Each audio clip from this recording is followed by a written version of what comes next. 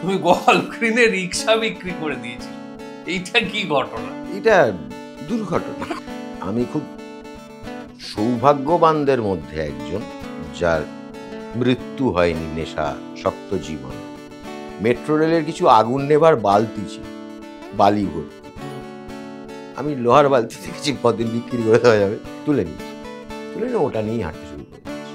তুমি এখানে যে সময়টায় কি করবে, আমি বিভিন্ন গল্প ভাববো, লিখবো, বলা মাত্র ফেলুম বোম্বাই এক চল। এক যে ছিল রাজা বলে যে ছবিটা সৃজিত মুখার্জি, সেটা করতে গিয়েও তোমার ঠান্ডার যে এক্সপিরিয়েন্সটা সেটা যদি আমি ভিজতে ভিজতে বেরিয়েছি, ভিজতে ভিজতে পুরো রাস্তাটা এসে আওয়াজ ফাওয়াজ শুনে পৌঁছে দেখছি অনেক বডি ডাবলটা সই গালাগালটা তার বলা গেল না টেকনিক্যাল কারণে, সরে এসো। কেন বলো, র্যাটেল স্নেকের চাপ। এ পারবো না রে যিশু, এ পারবো না।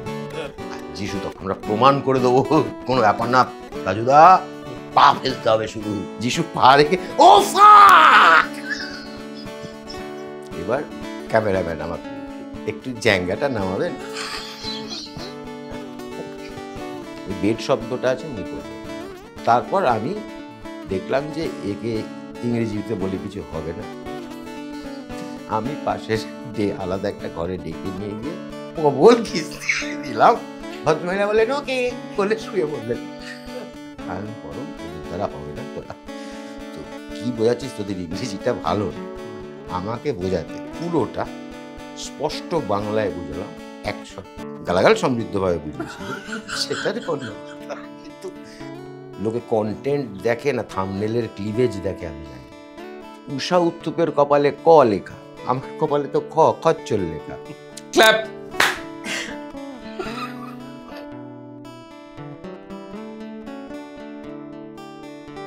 Hello and welcome to time and tide podcast with Sourav. আজকে আমার সঙ্গে এমন একজন মানুষ যিনি আমার বন্ধু, যিনি আমার দাদা, এবং যার একই অঙ্গে বহুরূপ। এক কথায় যিনি বহুরূপী। কখনো তিনি অভিনেতা, কখনো তিনি পরিচালক, কখনো তিনি স্ক্রিপ্ট রাইটার, কখনো তিনি অত্যন্ত হাস্যরসিক একজন কৌতুক অভিনেতাও বটে। তবে সবচেয়ে বড় কথা, তার জীবনের ফিলোসফি অত্যন্ত গভীর। গভীর দর্শন শুধু নয়, জীবন চর্চাতেও তিনি আমাদের যে কোনো মানুষকে তাক লাগিয়ে দিতে পারেন। আমার সঙ্গে আজকে দেবপ্রতিম দাশগুপ্ত, আমার প্রিয় তাজুদা। তাজুদা কেমন আছো? দেখ কিরম ভদ্রলোকের মতন নমস্কার করছি, এটা দেখলি না? কত মিথ্যে কথা বললাম দেখো তোমার সম্পর্কে, একটা না। না ঠিক আছে, চাঁদের গায়ে চাঁদ লেগেছে, ঠিক লোকই ঠিক কথা বলেছে, ওদের কোনো চাপ নেই। তো কিরম আছো? ভালো আছি। তা কিরম আছো তো যাচ্ছি না, আমি একদম সরাসরি চলে যাব তোমার, আমরা অন্ধকার থেকে আলোর দিকে ফিরি। সুতরাং প্রথমে একদম অন্ধকারে চলে যাই।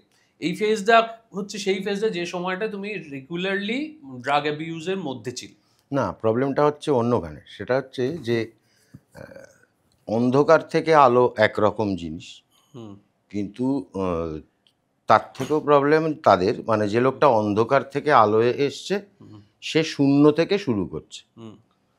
আমার ক্ষেত্রে বিষয়টা ছিল আমি আলো থেকে অন্ধকার, অন্ধকার থেকে আলো, মানে ওই অন্ধকারের আগে আমার মৃণাল সেন, শম্ভু মিত্র ইত্যাদি চর্চা, উৎপল দত্তের নাটক ইত্যাদিটা হয়ে গিয়েছে।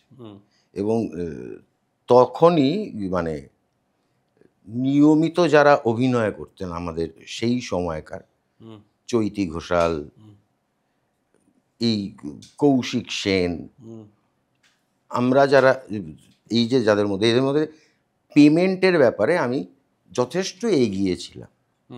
মানে এরকম একটা জায়গা থেকে শুরু করার পর, এবং মাস্টার ডিগ্রির স্টুডেন্ট, MA করছে, এরকম একটা জায়গা থেকে অন্ধকারে ঢুকে পড়া।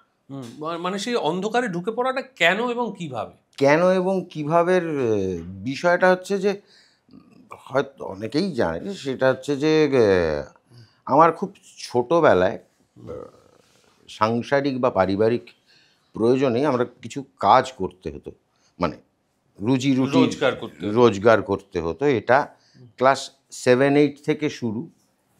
ক্লাস 7-8 থেকে শুরু মানে আমি সকালবেলা যেতাম ঘুম থেকে উঠে 2x2 হ্যারিংটন স্ট্রিট, টালিগঞ্জ থেকে। হ্যারিংটন স্ট্রিট হচ্ছে ওই টাটা সেন্টারের আশেপাশে। সেইখানে গিয়ে আমি, ওটা ছিল শ্রাবন্তী মজুমদারের স্টুডিও, আচ্ছা, সেখানে গিয়ে ওই বোরোলিনের সংসার, আমি, কৌশিক সেন, শাওলি মিত্র, চিন্ময় রায়, এরা সব ইন্দ্র নতুনদা, অমুক তমুক, এসব করে টোরে স্কুলের পর আমি চলে যেতাম শ্যামবাজার পাঁচমাথার মোড়, ওই বাগবাজার বাটার ঠিক উল্টো দিকে ছিল হিমাদ্রি ভট্টাচার্যের স্টুডিও। সেইখানে গিয়ে আবারও দেখতাম যে হয়তো আমি যে চরিত্রটা সকালে করেছি সেটা এখন কৌশিক সেন, আমি কৌশিকেরটা, মানে আবার একটা রেডিও নাটক। আচ্ছা, মানে এই তখন ওই রেডিওতে পরপর অনেকগুলো নাটক হতো। এই করতে করতে ক্লাস 7-8 থেকেই আমার যেটা হয় সেটা হচ্ছে যে গ্যাস্ট্রিক শুরু ধরে, এবং কি বলে যেন একটা কঠিন নাম আছে ইংরেজিতে, ডিউডোনাল আলসার। ওরে বাবা! এবার আমার পুরোনো দিনের বাড়ি লাল মেঝে, বলে আমি যেখানে বমি করতাম সেখানটা সাদা দাগ হয়ে যেত, এত অ্যাসিড জমে যেত শরীর। এবার মাঝে মধ্যে বিভৎস পেন হতো। এরপর তার কিছু ওষুধ ইত্যাদি প্রভৃতি তো ছিলই, কিন্তু যেটা হলো সেটা হচ্ছে যে কলেজ লাইফে আমি প্রেমে খেলাম ছ্যাঁকা। হ্যাঁ, প্রেমে খেলাম ছ্যাঁকা, এবং এই প্রেমে ছ্যাঁকা খাওয়ার ফলে তার মধ্যে একটু আউল বাউল চর্চা ছিলই। আমার বাড়ির পাশে একটা মাজার ছিল, সেখানে মাঝে মধ্যেই ধুমায়িত জীবন ছিল। সেটা বৃহস্পতিবার মাজারে গেলে একটা অদ্ভুত গান বাজনা, হ্যাঁ গান বাজনা হতো, তো সেই গান বাজনা শুনতে শুনতে তামাক খাওয়া, গঞ্জিকা সেবন, বসে আঁকো প্রতিযোগিতার মতন বসে খাওয়া প্রতিযোগিতা। তো এইসব করতে করতে প্রেমে লাথ, এবং তখন আমার এক বন্ধু আমাকে একদিন বললেন তার মধ্যে পেন শুরু হয়েছে। এবার ওই গ্যাস্ট্রিকের পেনটা, ততদিনে তো গঞ্জিকাটা তো অভ্যস্ততার মধ্যে, তাতে করে ব্যথা কমছে না, এবং ওইটা প্রায় নিয়মিত হওয়ায় বৃহস্পতির পরে হয়তো আবার শনিবার বা রবিবার, ফলে নর্মাল ওই ওষুধগুলো আর খুব একটা কাজ করছে না। নরমাল ওষুধ মানে পেনকিলার তখন কাজ করছে না। তো সেই রকম একটা জায়গায় গিয়ে আমার এক বন্ধু বলল, ব্যথা যদি কমাতে চাস আমার কাছে একটা ভালো জিনিস আছে, সেইটা খা, খেলে তুই দেখবি ব্যথা কমে গেছে। এবং সেই প্রথম আমার ব্রাউন সুগার নেওয়া, এবং ব্যথাটা কমলো। এবং ব্যথা কমার পর কমতে কমতে এরকম জায়গা, মানে সে নেশা এমন একটা জায়গায় পৌঁছলো যে আমি বোধহয় 30টা না 35টা ঘুমের ওষুধ একসাথে খেয়ে আত্মহত্যা করতে গিয়েও আমার সকালবেলা ঘুম ভেঙে গেছে। তো কিন্তু এই যে ব্রাউন সুগার, এই ব্রাউন সুগারটা ওই যে কুৎসিত ব্রাউন রঙের দেখতে, যেটা হিট করে স্নাফ করে, সেটা ওইটাই ছিল। এবং সেটা কি তুমি ইনজেক্ট করেছিলে? না না না না না, আমি সেটা ওইভাবেই শুরু, ওইভাবেই সবার যেভাবে হয় না, মানে কলেজ আন্ডার 19 এই সেই করে টোরে, তখন ওটা রঞ্জি খেলছিলাম। কিন্তু এরপর অদ্ভুত হলো যে তার মধ্যে সেই সময়টাতে বেশ কিছু বড়লোকের ছেলেপুলে এই নেশাটার মধ্যে ঢুকেছিল। সেই অমিতাভ বচ্চনের গলা সুভা বলে একটা সিরিয়াল হতো, সুভা সকাল, ড্রাগ অ্যাডিকশন নিয়ে। এবার তাতে হিতে বিপরীত হলো, তাতে আরও বহু লোক মালটা কি দেখতে চলে গেল। তো এই বড় লোকের ছেলেপুলেদের জন্য বিভিন্ন জায়গায় নার্সিংহোম গজিয়ে উঠল, এবং আমি একটা নার্সিংহোমে ভর্তি করা হলো আমাকে। চেষ্টার খামতি ছিল না বাড়িতে। তুমি কি ধরা পড়ে গিয়েছিলে নেশা করে? হ্যাঁ, ধরা পড়ে গিয়েছিলাম বাড়িতে। তখন দিনে কতবার, মানে প্রত্যেক দিনই চেজ করতে? হ্যাঁ হ্যাঁ হ্যাঁ, মানে এটা যেটা হয়েছিল যে heroin is the best pain killer in the world, এরকম একটা কথা কানে ঢুকেছিল। সোলজারদেরও দেওয়া হতো। এবার সেটা করতে গিয়ে যেটা হলো যে খেতে না, এটা যদি আজকে খেয়েছি, চল কাল তোকে আমি খাইয়ে দিচ্ছি, পরশু তুই খাওয়া, কাল তোকে খাইয়েছি, করতে গিয়ে যেটা হলো সেটা হচ্ছে যে দিন 10-এর মধ্যে ওইটা না হলে নাক শুরু হলো, গা হাত পা ম্যাজ ম্যাজ শুরু হলো, গায়ে গাঁটে গাঁটে ব্যথা। কারণ আমরা একসাথে বেশ কিছু জন বসে আড্ডা মারতাম, মানে এই নেশাটা করতাম। আমি দেখলাম যে তার মধ্যে আমরা 3-4 জন অ্যাডিক্টেড হয়ে গেলাম। বাকিরা কিন্তু অফ অন এই আজকে মামা বাড়ি বেড়াতে যাব, চলে গেল। এবার তখনও বাবা জীবিত, বাবা বেঁচে। আমাদের তখন থিয়েটার ওয়ার্কশপে আমি নাটক করি। আলিবাবার শো আমাদের বাংলাদেশ যাওয়ার ছিল। বাংলাদেশে গেলাম যখন, অবশ্যই মানে রাস্তায় গেছি বেনাপোল বর্ডার দিয়ে, এবং আমি পকেটে অনেকটা নিয়ে রওনা দিয়েছি এবং আমাকে বলল যে বেনাপোল বর্ডারের প্রচুর ওই যেরকম চেকিং হচ্ছে, সেই সব দেখে আমাকে বলা হলো যে মানে আমার ভিতরের আমি বলে ফেললো যে নিয়ে তো টপকাতে পারবো না। তো ওইখানে বাথরুম ছিল, বাথরুমে ঢুকে খেয়ে ফেয়ে ওইখানেই পড়ে রইল। তো দলের লোকজন বাবা তুলল, কিন্তু অদ্ভুতভাবে বাংলাদেশে যতদিন ছিলাম একটা নতুন জায়গা, চাইলেও কিছু পাচ্ছি না, কোথাও কোনো রকম ক্রেভিং বা কিছু আমার কিন্তু হয়নি। আচ্ছা, মানে আমি ইচ্ছে করলেই ওই প্রায় 11-12 দিন ছিলাম, তার মানে ওইটাকেই কন্টিনিউ করতে পারতাম। কিন্তু থিয়েটার ওয়ার্কশপ ছিল তখন 11 নম্বর পাল স্ট্রিট, চিনিস হয়তো, শ্যামবাজার পাঁচমাথার মোড়ের কাছাকাছি। তো ফেরার সময় বাস আবার বেনাপোল বর্ডার দিয়ে এসে দলের ঘরের সামনে বাস থামলো, এবং বাস যত কলকাতামুখী হচ্ছে আমি দেখছি আমার গোটা প্যান্টের ওই সিটের সাথে প্যান্ট লেগেছে, এটা ভিজে যাচ্ছে ঘামে, এবং অদ্ভুত একটা এই জায়গাগুলো কামড় দিতে শুরু করেছে। পরবর্তীকালে বুঝতে পারি যে গোটা ব্যাপারটা মানসিক। যদি ট্রিগারই মারতো তাহলে 12 দিন মারলো না কেন? 12 দিন ফাটিয়ে পারফর্ম করেছি, আমাদের সাথে তিজেন বাই গিয়েছিলেন, মানে তার ঘরে গিয়ে আড্ডা মারতাম, মানে এই পরিবেশে তো কখনো ট্রিগার করেনি। কিন্তু যখনই ওই বারাসাত থেকে মানে গাড়ি যত কলকাতামুখী হচ্ছে, তত শরীরে অস্বস্তি হচ্ছে। এবং আমি যে মুহূর্তে শ্যামবাজারে গাড়ি থামলো, আমি বাবাকে বললাম যে আমার একটা কাজ আছে, আসছি বলে নেমে আমি আবার চাঁদনি চক চলে এলাম, আবার নাটক শুরু। তো তারপর বাবা চলে গেলেন প্রায় কিছুদিন পর। এরপর আমার বাড়ির লোক প্রথম চেষ্টা করতে আমাকে একটা নার্সিংহোমে ভর্তি করলো, রিহ্যাবের জন্য। রিহ্যাব না, ডিটক্স সেন্টার। এই নার্সিংহোমগুলো সবচেয়ে প্রবলেমেটিক হচ্ছে, এগুলো ডিটক্স করে। ডিটক্স কাকে বলে বেসিক্যালি? What is detox?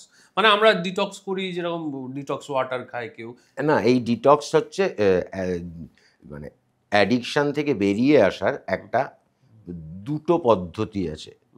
একটা হচ্ছে ডিটক্স করা, ডিটক্সিফিকেশন, তারপর রিহ্যাবিলিটেশন।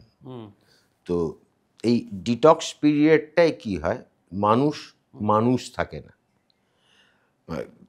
তার তখন চোখ দিয়ে জল খিমচাচ্ছে, তুই হয়তো জিজ্ঞেস করেছিস তাজুদা কেমন আছো, আমি তোকেই পেঁদিয়ে দিলাম, মানে কোনো কিছু স্বাদ দিচ্ছে না।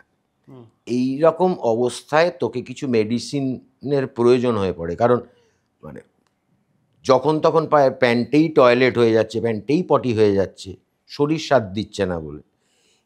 এই রকম একটা জায়গা থেকে আমি কিন্তু তারপর যেটা হয় সেটা হচ্ছে যে সেখান থেকে যে মুহূর্তে তোর শরীর থেকে ওই আপাতত তোর টয়লেট কন্ট্রোলে কষ্টগুলো বা ওই অভ্যস্ততাটার বিষয়টা রয়ে গিয়েছে, কিন্তু ওই ফিজিক্যাল ক্রেভিংটা একটু গ্রিপে এসছে, তখন তোকে রিহ্যাবিলিটেট করতে পাঠানো হয়।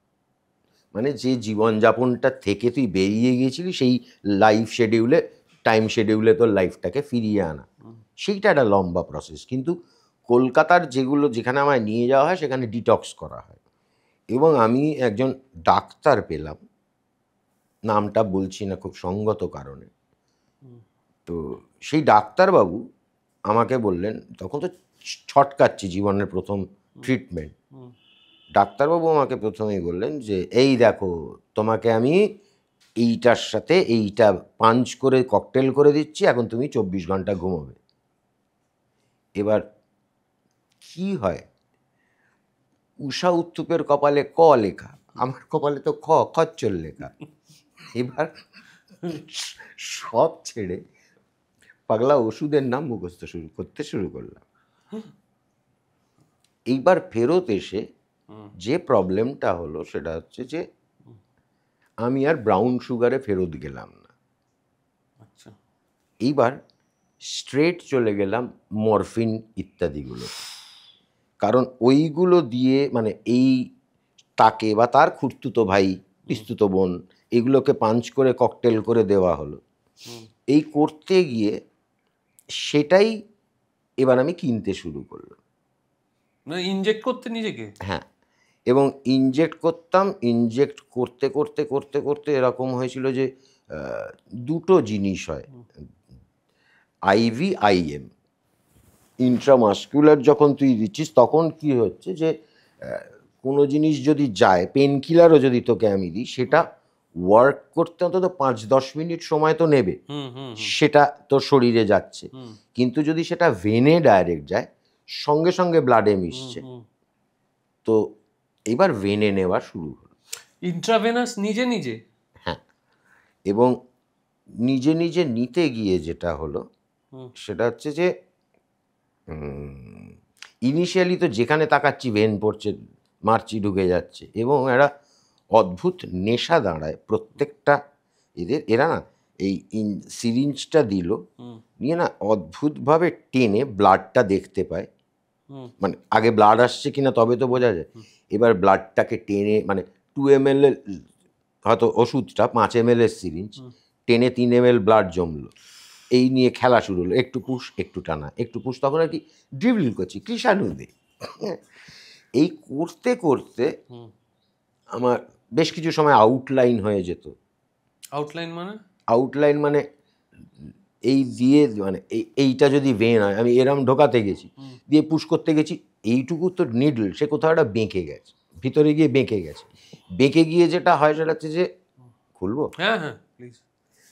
বেঁকে গিয়ে সে এবার একটা মালগাড়ি যদি লাইনচ্যুত হয়, যার হওয়ার তাই ঘটলো।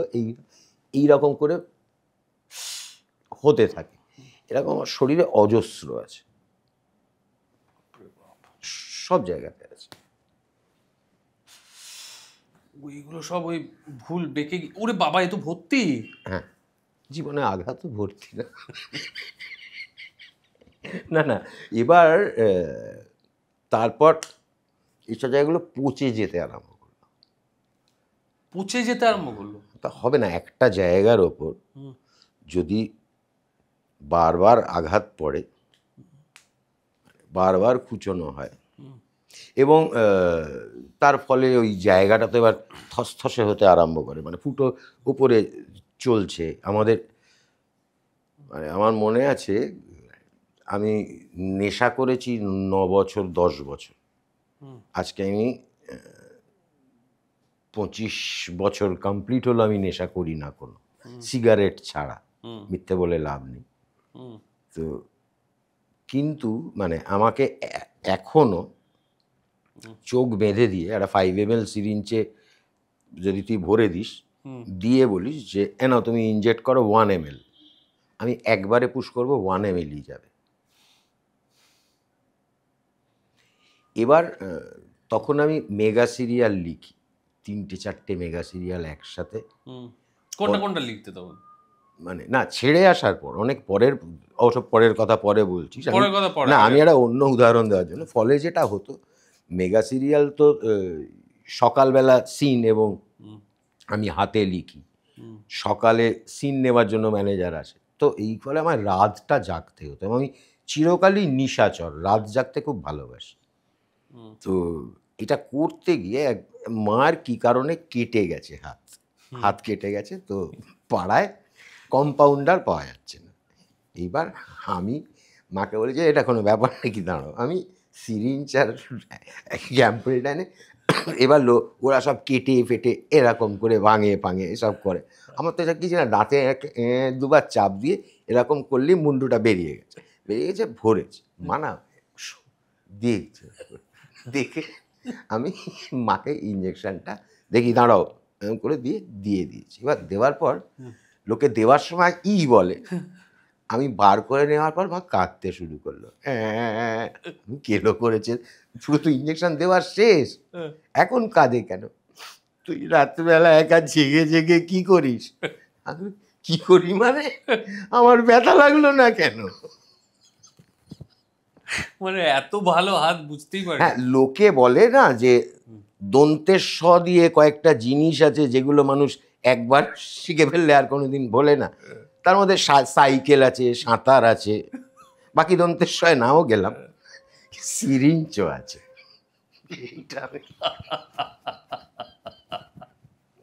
তো এবার এই পচতে আরম্ভ করলো। তখন মানে বহু লোকের কি হয়, মানে বাড়ির লোক তার আগে চেষ্টা করেছে বহুবার, চেষ্টা করেও দেখেছে কোনো লাভ হচ্ছে না, ফল হচ্ছে না, ফলে বাড়ির লোক হাল ছেড়ে দিয়েছে। এটা বলছি আমি 1999 সাল, আমার বাড়ির লোক হাল ছেড়ে দিয়েছে এবং শরীরের বিভিন্ন জায়গায় পড়ছে, সুইসাইড করতে গেলাম, হয়নি, মরতেও পাচ্ছি না, মানে 30-35টা ঘুমের ওষুধ খেয়ে নিয়েছি, তাতেও কিছু হয়নি, মহা বিপদে পড়লাম। তো তখন আমি মানে একদিন লিটারেলি আমার থেকে 5 বছরের ছোট ভাই, আমি তার প্রায় পায়ে পড়ে গেলাম, জামাটা শেষ সুযোগ আমার। না, সেটাও আরো পরে, তবে এর মধ্যে অনেকগুলো ঘটনা আছে। যে সময় তুমি অ্যাডিক্ট ছিলে, সে সময় তোমার একটা বিখ্যাত ঘটনা হচ্ছে তুমি গলগ্রিনে রিক্সা বিক্রি করে দিয়েছিলে। এইটা কি ঘটনা? এটা দুর্ঘটনা। না না, বিষয়টা হচ্ছে যে এই যে আমরা যারা কাজ করি এখন, তাদের কাছে দেখবি আমরা শুটিং ইত্যাদি এইসব করতে গেলে ক্যামেরাটা প্রায় বুকে আগলে রাখি। লোকে তো কাউকে আমি দেখি, অনেক অভিনেতা অভিনেত্রী আছে একটু ক্যামেরাটায় একটা প্রণাম করে। তো যারা কাজ করছে বা যাদের পর্দায় দেখা যায় তার কাছে তো ক্যামেরাটাই দেবতা, ওইটাই বিশ্বকর্মা, ওর ফলেই তুই করিতকর্মা, তো না হলে তো দধিকর্মা শেষে প্রেজেন্ট করত। তো এরম আমি একদিন মেট্রো রেল আন্ডার কনস্ট্রাকশন, তার পাঁচিলে বসে আছি। এবার পাঁচিলে বসে আছি আমি আর আমার একটা বন্ধু, জানিও না মানে আমি খুব সৌভাগ্যবানদের মধ্যে একজন যার মৃত্যু হয়নি নেশা শক্ত জীবনে।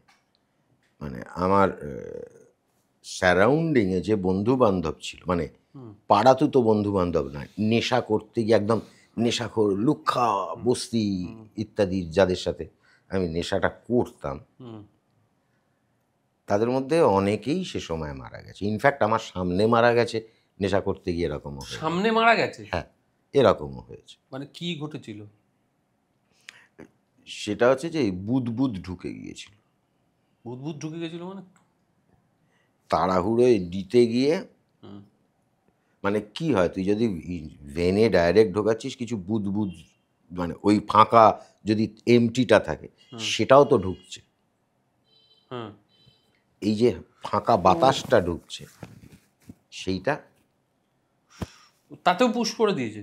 ও খেয়াল করেনি, উত্তেজনায় রক্ত দিয়ে টানবো টানবো টানবো করতে গিয়ে বাবলস ঢুকে গিয়েছে।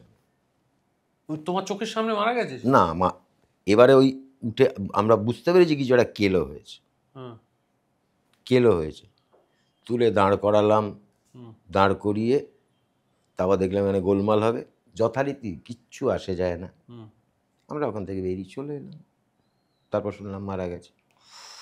বহু জিনিস হয়েছে, মানে আমরা একটা সময় কাটা পুকুরের বসে নেশা করতাম, কারণ নে ভাই ডেড বডির ফাঁকে বসে আছি, আয় রেড কর, আয় রেড কর।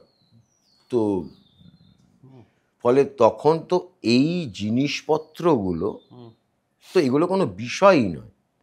আর দ্বিতীয়ত আমি ভূতে ভয় পাই না, আমার বেড়ে ওঠাটাই বাড়ির পাশেই সিমেট্রি, আমরা সেখানে খেলতাম, আড্ডা দিতাম, ফলে আমার কাছে ওইগুলো কিছু নেই। আমি রাতের পর রাত শ্মশানে কাটাই, এখনও যদি মন খারাপ হয় কিছু হয়, শ্মশানে গিয়ে বসলে মনে হয় কি তোর বিরুদ্ধে মন খারাপ করবো, আজ আমি আজ দেখা না তুই পরশু আসবি, আমি আজ চলে যাবো, এই বাইরে তো কিছু হবে না।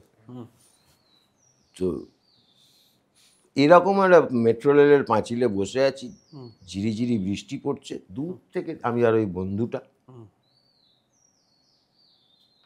বন্ধুটাও জানি না বেঁচে আছে কি না, সে কিন্তু 1982 সালে আন্তর্জাতিক, সেটা ছিল ইন্টারন্যাশনাল চিলড্রেন্স শিশু বর্ষ ছিল, তখন ভারত থেকে যে কজন শিশুকে পেন্টিংয়ের জন্য নিয়ে যাওয়া হয় রাশিয়ায়, ও যায়। আচ্ছা, হি ওয়াজ ওয়ান অফ দেম। একদম বস্তির বাচ্চা, কিন্তু এখন সে তোমার পাশে বসে রয়েছে পাঁচিলের উপর। পাঁচিলের উপর আমরা দুজন বসে রয়েছি। এবার আমরা বসে আছি, ঝিরঝির করে বৃষ্টি পড়ছে, হঠাৎ দেখলাম একটা রিক্সাওয়ালা রিক্সা চালিয়ে মদ খেয়েছে, খেয়ে রিক্সা চালিয়ে মানে অদ্ভুত একটা পালকি চলি রে হুম মাথা দোলাতে দোলাতে এসে একটা বাস স্ট্যান্ডের সামনে দাঁড় করালো, দাঁড় করিয়ে রিক্সা রেখে ও গিয়ে নিজের শেডের তলায় গিয়ে শুয়ে পড়ল। আমি দেখলি রিক্সাই তো ওর বিশ্বকর্মার প্রতি কোনো মায়া নেই, রিক্সা ভিজছে, ও তো তুই আগে যে তোকে খেতে দেয় তুই তাকে সেটে নিয়ে যা। ও বলছে ঠিক, দুজনে মত, তাহলে কী করা যায়? আর ওর বিশ্বকর্মা এখন আমাদের কাছে চলে এলে সেটাকে টেকনিক্যালি পাপ হবে না, কারণ ওই তো ওর বিশ্বকর্মাকে সম্মান করছে না। ঘেরা করে নিয়ে তো ফেললাম। রিক্সা তো আমি বাপের জন্মে চালাইনি, রিক্সা ট্রাই করে দেখবি, রিক্সায় চালিয়েছিস কোনোদিন? 3 চাকা রিক্সা চালাতে গিয়ে দেখবি অদ্ভুতভাবে ডান দিকে হ্যান্ডেল ঘুরে যায়।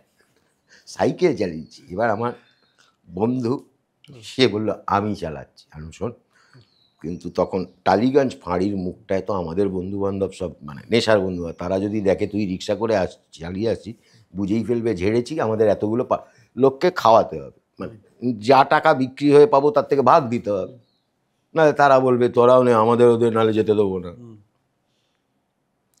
তো বলো তাহলে আমি একটা কাজ করি, পেছন দিক দিয়ে ঘুরে যাই, মানে সিডিটি শ্মশানের রাস্তা দিয়ে ওই দিক দিয়ে গিয়ে মহাবীরতলার কাছে আসবো। মানে ও এই রকম করে গিয়ে ইউটা মারবে আর আমি এরকম স্ট্রেট গিয়ে মহাবীরতলা। আমি মহাবীরতলায় দাঁড়িয়ে আছি প্রায় 40 মিনিট দাঁড়িয়ে আছি, মানে হেঁটে গিয়ে পৌঁছে দাঁড়িয়ে আছি। 1 ঘন্টা হয়ে গেল, আসছে আর না।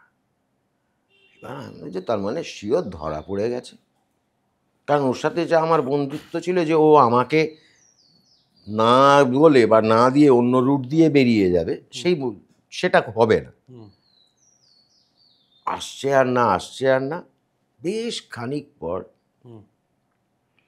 মানে আমি তখন জনসভায় বিভিন্ন সবাই সুভাষ চক্রবর্তীকে দেখতুম, সবাই মঞ্চে উঠে আগে হাত নাড়াতো, দূর থেকে দেখছি ওরকম একটা হাত নড়ছে, দূর থেকে তাকিয়ে দেখছি সে আসছে পেছনে দিই ভদ্রমহিলা। কি হলো? আমাকে বলছে তারা প্যাসেঞ্জার পেয়েছি, মেরে দিয়ে আসি। চুরির রিক্সাও তার মধ্যে ভাড়া কাটতে শুরু করে। এবার লোকটার ঘুম ভাঙলে, ধরা পড়লে একটাও বাইরে পড়বে।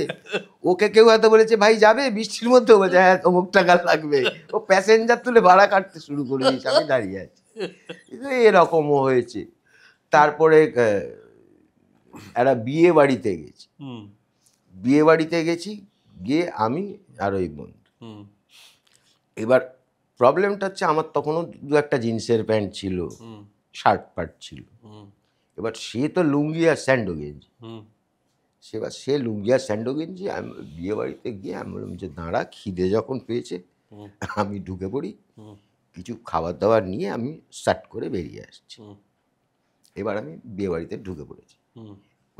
বিয়ে বাড়ি ঢুকে দেখছি যে অবাঙালিদের বিয়ে। কোথাও মানে আমার তো ফিশ ফ্রাই 4-5 পিস তুলবো, তুলে নিয়ে দুজনে ভাগ করে খাবো, এই ভেবে তো ঢুকে পড়েছি। এবার অবাঙালির বিয়ে, এবার এই অবাঙালির বিয়ে, মেয়েটার সবে তখন বিয়ে হচ্ছে, আর ওদের একটা, কাউকে ছোট করছি না, মানে পার্শ্ববর্তী রাজ্যের একটা অভ্যেস ছিল তখন, যে কোনো অকেশানেই কোট পরবে, সে মে জুন জুলাইয়ের কোনো হিসেব নেই। এবার সেই কোট যে শীতে পরতে হয়, সেটা যে গরমকালের কোট নয়, কাকে বোঝাবি? এবার সেই রকম কোট পরে পাত্রীর বাবা এরকম একটা ফুলের দিয়ে দিয়ে জায়গা হয়েছে, পাত্রীর বিয়ে চলছে, আর পাত্রীর বাবা ফুল চিটোচ্ছে। আমি দেখলাম পাত্রীর বাবা গিয়ে প্রথমেই যেটা করলো, কোটটা খুলে এরম চেয়ারের পেছনে রেখে দিয়ে ফুল চেটাচ্ছে। আমি বললাম যে ঠিক আছে, তুই ফুল চেটা, ফুল ছিটুক কি না চিটুক আমার বসন্ত। ও ঠিক ওর পেছনের সিটে বসে পড়লাম, গিয়ে আমার হাতেও ফুল এলো, আমি ফুল চিটোচ্ছি আর পকেট ফাঁক করছি।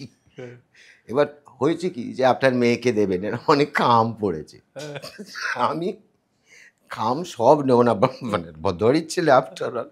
আমি আবার খুলে দেখছি কোনটা, মানে দু চারটে নেব, ভালো দেখে নেব, লোকটাকে পুরো নেড়া পুরো ডিপ্রাইভ করবো না। ওর মেয়ের বিয়েটা খরচা আছে, মানে কত বড় বাড়ির ছেলে আমি, সেটা ভাবতে আসছিস। এবার এরকম করে কয়েকটা বাজতে বাজতে হঠাৎ শুনছি আওয়াজ, পাতাখোর ঢুকেছে, পাতাখোর ঢুকেছে। এবার কি হয়েছে যে সবার আগে কে রান্নাঘরে কে, আমি তো বলবো আমি কলা খাইনি বলে আগে আমার চেল্লানোর কথা। আমি এবারে হয়েছে কি, আমার ওই বন্ধুটা ভেবেছে আমি ওখানে খুব খাচ্ছি, ওকে না দিয়ে খাবার খাচ্ছি, ওরও তো খিদে পেয়েছিল। আমি যে অন্য একটা মিশন কাশ্মীর ঢুকে পড়েছি, ও বুঝবে কি করে।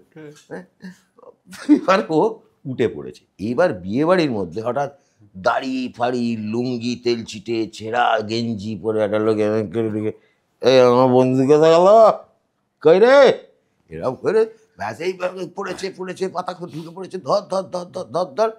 এবার তখন ওই পিডি ক্যামেরা নিয়ে যারা বিয়ে বাড়ি করতো, আমি স্ট্রেট দেখলাম বিপদ, আমি ওকে চিনি না যে পিডি করে, আপনি উধার উধার লড়কি কা চাচা চাচা উসকা ফটো যেন আমি বিয়ে বাড়ির লোক করে পিডি ক্যামেরাম্যানের পেছন পেছন পেছন পেছন ঘুরে পিডি কয়েক ঘুরলাম, সবাই ওকে নিয়ে যখন ওই দিকে চলে গেছে খেলাতে, আমি টুকটুক টুকটুক করে নেবে না।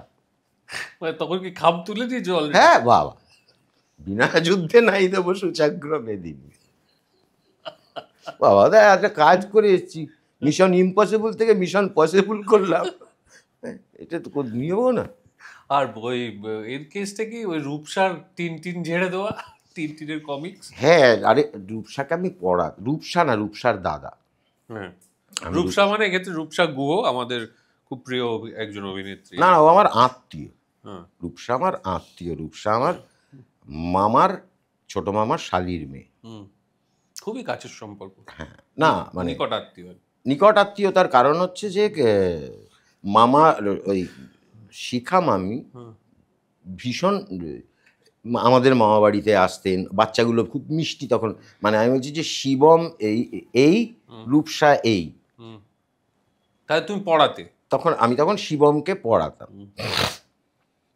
এবার পড়াতে গিয়ে দেখছি থরে থরে কমিক্স সাজানো, টিন। এবার এমন নয় টিনের প্রতি আমার আগ্রহ, সে তো আমি রোজ খবরের কাগজে আনন্দ মেলা ইত্যাদিতে টিন পড়েই ফেলছি। ইংরেজি ছিল, তাতে কি এসে ওটুকু তো বিদ্যে আমার হয়েছে। না, অরিজিনাল ইংরেজি আরো বেশি। হ্যাঁ, এবার পুরনো বইয়ের দোকান চত্বরগুলো তো আমার গিলে খাওয়া। সেই সময়কার বাজারে একটা টিন 60 টাকা করে পাওয়া যেত। আচ্ছা, গোল পার্কে যে পুরনো বইয়ের দোকান, 50 থেকে 60 টাকায় পাওয়া যেত। আমার প্রত্যেক দিন যেটা হতো সেটা হচ্ছে যে ওই বৌদি আসি বলে লোকে জুতো পরে আসে, আমি জুতোটা পরে আসতাম, 3.5 করে টিন। এবার ক্রমে যেটা হতে আরম্ভ করলো যে ওদের টিন সমৃদ্ধ র্যাকে সে তো ক্রমশ সরু হচ্ছে শেষ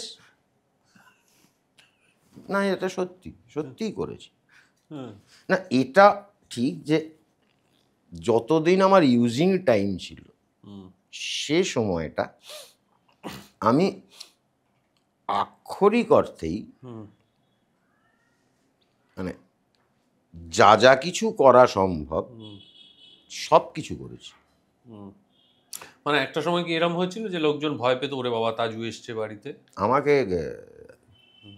এখন সুসম্পর্ক তাই নাম বললাম না, মানে আমার এক আত্মীয়র বিয়েতে নিমন্ত্রণ করতে এসে আমার বাড়িতে বলে যাওয়া হয়েছিল যে তোমরা এসব ভাই ওকে ছেড়ে, ও যেন না আসে। ও যেন না আসে। ন্যাচারালি। মানে উইচ ইজ তখন তাৎক্ষণিক করলেও আজকের যুগে দাঁড়িয়ে বা আজকের দিনে দাঁড়িয়ে যখন তাকিয়ে দেখি বা ব্যাপারটা যখন ভাবি তখন উইচ ইজ ভেরি নর্মাল।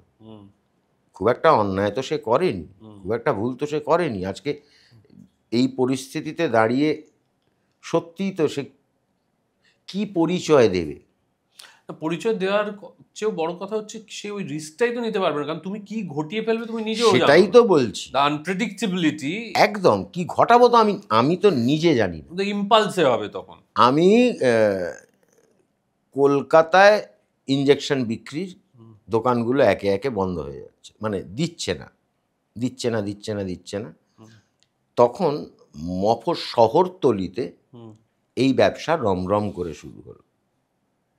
মানে আমি বলছি যে হাবড়া, অশোকনগর, এই যে চত্বরগুলো, দমদম ক্যান্টনমেন্ট পেরিয়ে যেতে হয়।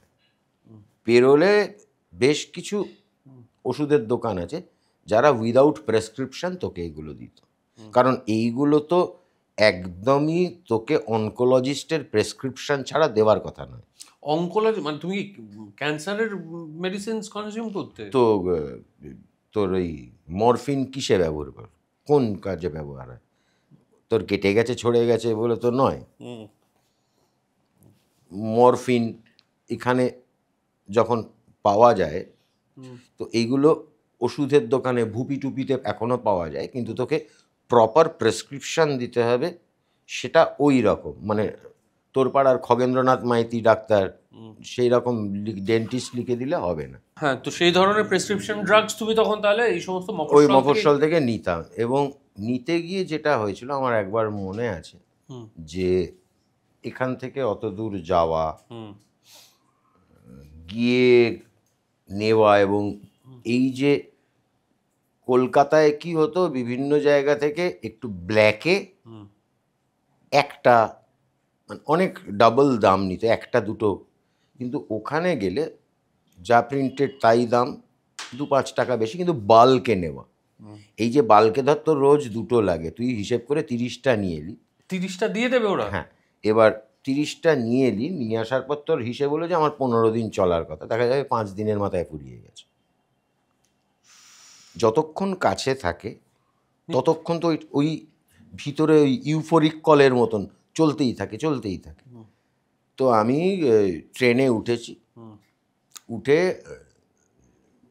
এই ট্রেনটা টালিগঞ্জ স্টেশন, মানে বজবজ এরম বনগা বজবজ এরম কিছু একটা রুটের হবে।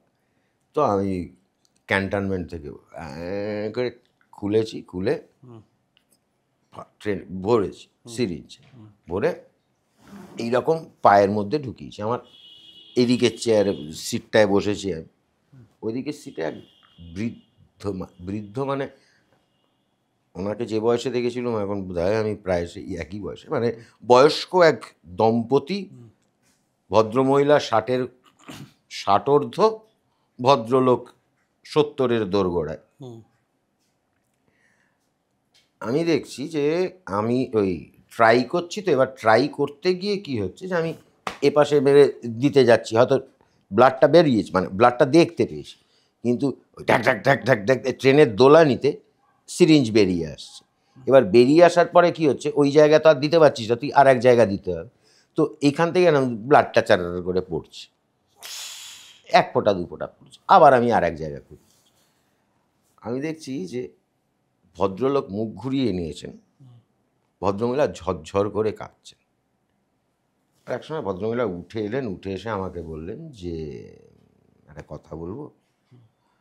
আমি তো বড় বড় জ্ঞান দিয়ে বলবো না নেশা ছেড়ে দাও, এসব কেন করছো, কারণ এইটা তোমার বলার সময় নয়, এখন এই মুহূর্তে তুমি যে অবস্থায় আছো। একটাই রিকোয়েস্ট করছি, ট্রেনটা থামলে পুশ করো।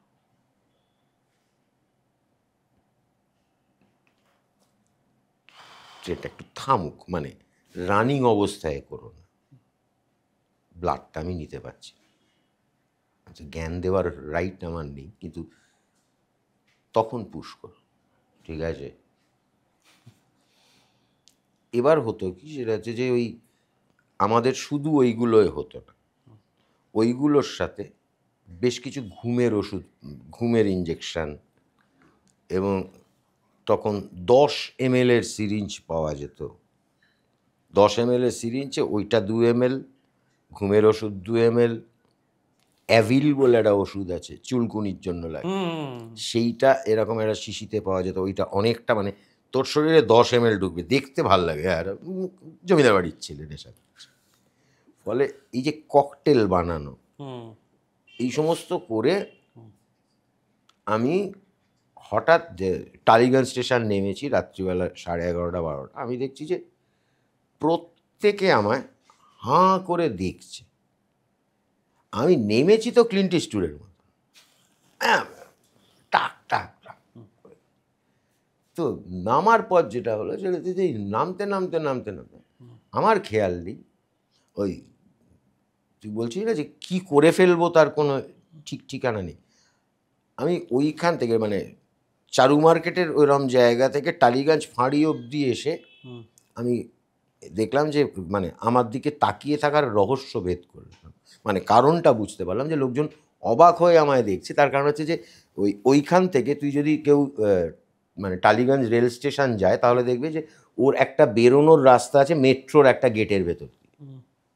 আমি ওই বেরিয়ে আসার সময় মেট্রো রেলের কিছু আগুন নেবার বালতি ছিল, বালি ভর্তি। আমি লোহার বালতি দেখেছি কদিন বিক্রি করে দেওয়া যাবে, আমি ওই বালি সহ 2 বালতি ধরে নিয়েছি, তুলে নিয়ে ওটা নিয়েই হাঁটতে শুরু করে দিয়েছি। রাস্তায় ফায়ার লেখা 2টো লাল বালতি হাতে এক মধ্যে হেঁটে যাচ্ছে লোক, আর লোক তাকাবে না পাগল বলে না। বহু কিছু আছে। আমার বাড়িতে একবার হয়েছিল, আমি এরকম ককটেল করতে গিয়ে কোনো একটা হিসেবের ভুলে সিরিঞ্জটা ঢুকিয়েছি 10 ml। এবার যেহেতু ইন্ট্রাভেনাস, ভেনে ডাইরেক্ট ঢুকেছে, তো সঙ্গে সঙ্গে ব্লাডে মিশছে। এবার মিশতে মিশতে আমি ঘুমিয়ে পড়েছি, ঢুকতে ঢুকতে হাফ ঢুকেছে, আমি ঘুমিয়ে পড়েছি। এবার কি হয়, তুই যদি এখানে ইঞ্জেকশন দেওয়া হয় বা রক্ত নেওয়ার সময় দেখবি ডাক্তার অনেক সময় এখানে একটা জায়গায় দড়ি বাঁধে, তো আমরা তো সেরকম একটা দড়ি তো আমরাও নিজেরা বাঁধতাম, হাতে হোক, এখানে হলে এইখানে হোক, দড়িটা তো বাঁধতাম। এবার আমি যেই নিয়ে তো মাঝপথে ঘুমিয়ে পড়েছি। এবার ঘুমন্ত অবস্থা তো পা তো নড়ে গেছে, সেমাল তো খুলে পড়ে গেছে, আর এদিকে মুখ তো ফাঁকা, আর ব্লাডটা বেরোতে আরম্ভ করেছে। এবার আমি তো ঘুমে ব্লাড দার্জিলিংয়ে বেরিয়ে দরজার ফাঁক দিয়ে ঘরের ওপাশে যেতে বাড়ির লোক বুঝতে পারে যে ভিতরে কিছু ঘটেছে। তারপরে ঝকঝকে এক সামাজিক পালা দেখতে তারা আমায় উদ্ধার করে। যে কোনো দিন যে কোনো মুহূর্তে মরে যেতে পারতে। হ্যাঁ, মরে যেতে পারতাম। শরীরে যৌনাঙ্গ বাদ দিয়ে এমন কোনো জায়গা বা ছিল না যেখানে আমি ইনজেক্ট করিনি। এমন কোনো জায়গা ছিল না, মানে আয়নার সামনে তুই দাঁড়াবি, আয়নার সামনে দাঁড়িয়ে তুই যদি 5 বার এরকম করি, দেখবি এখানে একটা ভেন দেখায়। হ্যাঁ, এমনি নর্মালি দেখায়, হ্যাঁ কপালে, বা খুব এক্সাইটেড হয়ে গেল ভেন দাঁড়িয়ে যায়, সেটাও ব্যাপার, সেও গেছে। তুই কপালে ইনজেকশন দিয়েছো? এই করতে গিয়ে যেটা ঘটেছে, কিছুদিন আগে আমার একটা চোখের কারণে ব্লাড নেওয়ার দরকার ছিল, ব্লাড স্যাম্পল নেওয়ার দরকার ছিল। নারায়ণী 3টে নার্সিংহোম থেকে ব্লাড কালেক্ট করতে এসেছিল দিশা হসপিটালে। আমার সারা শরীরে কোথাও ভেন খুঁজে পাওয়া যায় না, মানে আমি খুলে দিই, যদি কোথাও একটা ভেন বার কর। কলকাতা শহরে দক্ষিণ কলকাতায় রাজা বলে একটি ছেলে আছে, সে একমাত্র অনেক খুঁজে খুঁজে পায়ের আঙুলের ফাঁক দিয়ে ইত্যাদিতে খুঁজে পায়। আমার যখন হেপাটাইটিস সি হয়ে লিভারে জল জমে গেল, সেই সময়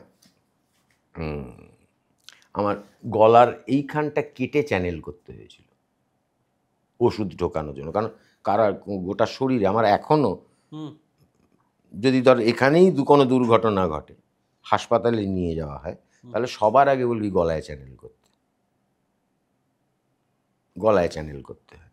মানে আমি একদিন আমার শ্বশুর বাড়িতে 3-3:30 সময় একবার জল খেতে উঠলাম, উঠে সোজা ননিদা নট আউট, ঠাকাস করে পড়লাম, ব্ল্যাক আউট। তো এরকম একটা অবস্থায় আমাকে ওখান থেকে মেডিকায় নিয়ে যাওয়া হলো। মেডিকায় যাওয়ার পর দেখলাম চারদিকে লালমোহনবাবু ঘুরছে, এটা আমার, এটা আমার, মানে আমি একটি গিনিপিগ হয়ে গেলাম। প্রায় 40 জন এসে আমার সারা শরীরের নানান পাশ দিয়ে ফুটো ফুটো হয়ে রক্ত বেরোচ্ছে, তারা ভেন খুঁজে চলেছে। তাদের কাছে আমি একটা এক্সপেরিমেন্টের জায়গা হয়ে গেল।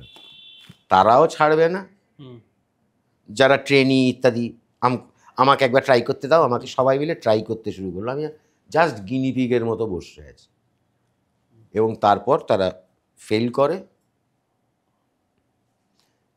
এর আগের তাও হতো যে খুঁজে পাচ্ছে না, দাঁড়ান আমি বার করে দিচ্ছি করে আমি খুঁজে বার করে ঢুকিয়ে দিতাম, কিন্তু কালে দিনে সেগুলো বসে যাচ্ছে। ভেনহীন মানুষ তো হতে পারে না, তাহলে আমি বেঁচে আছি কি করে? ভেনগুলো বসে যায়, ওই বারবার অ্যাবিউজড হতে হতে হতে হতে বসে যায়।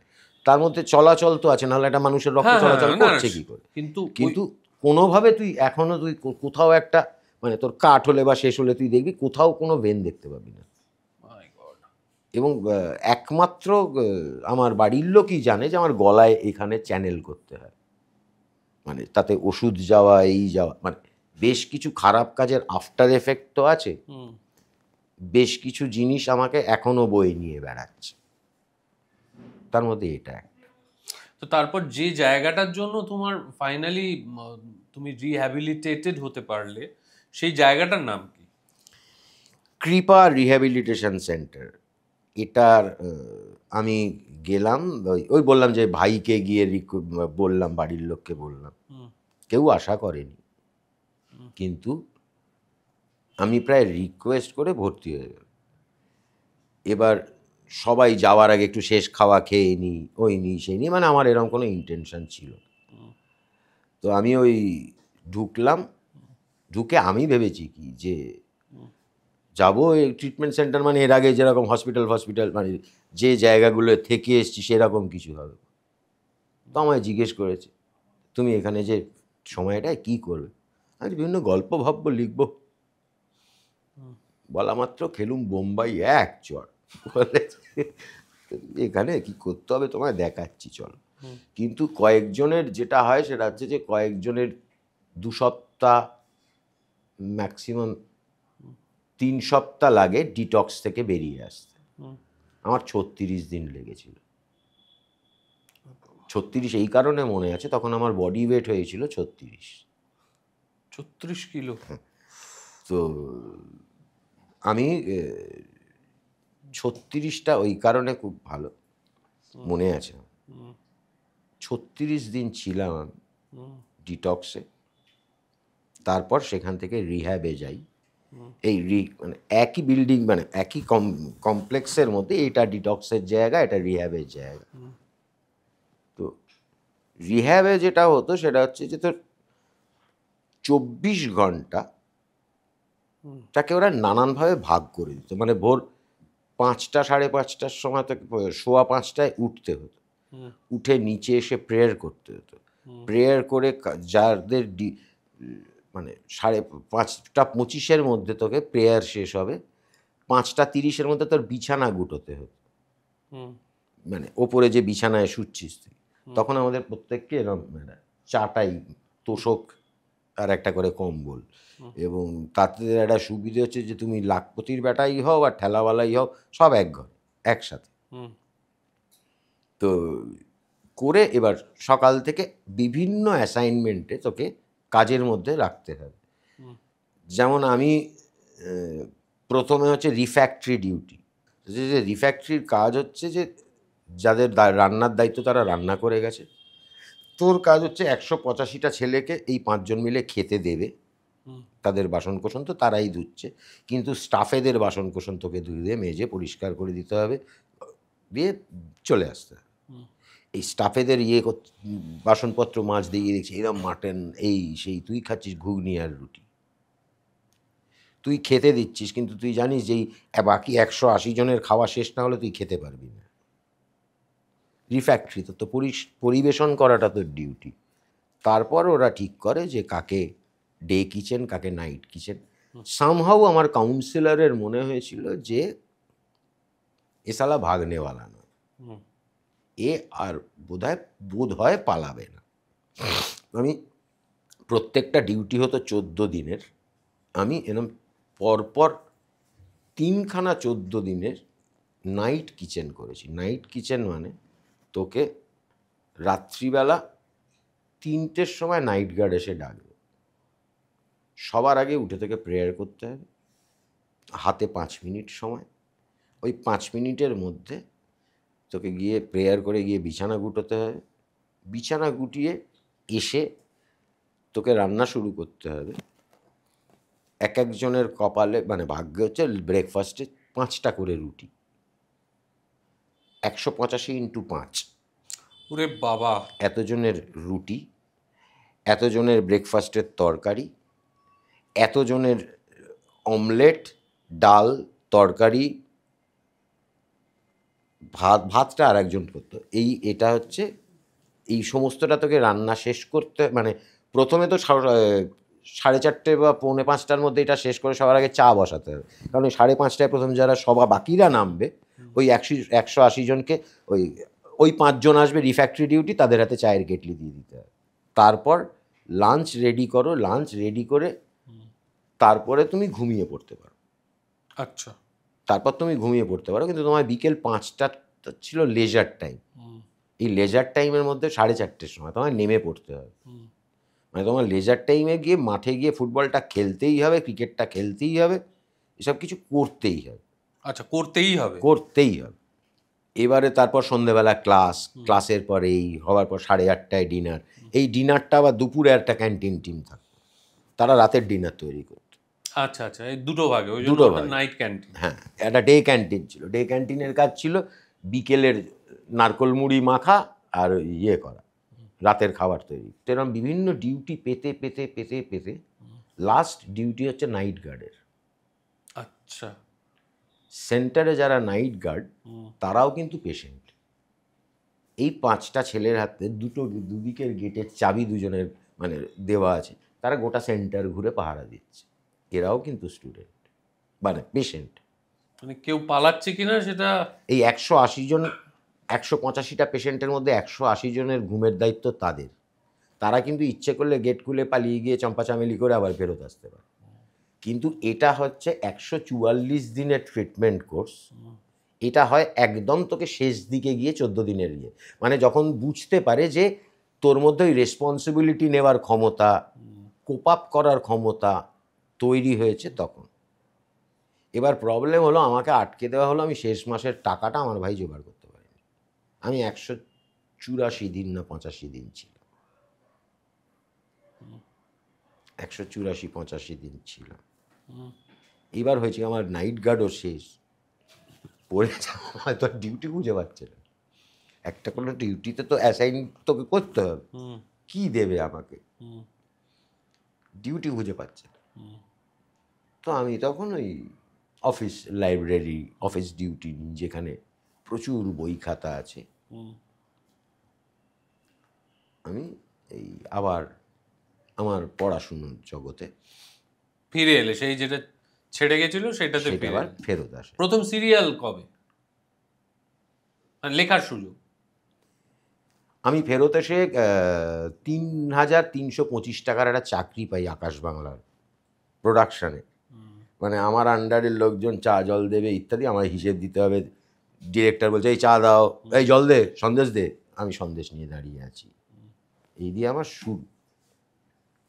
এই করতে করতে ততদিনে কিন্তু বিশ্বাসযোগ্যতা নেই বাজারে আমার,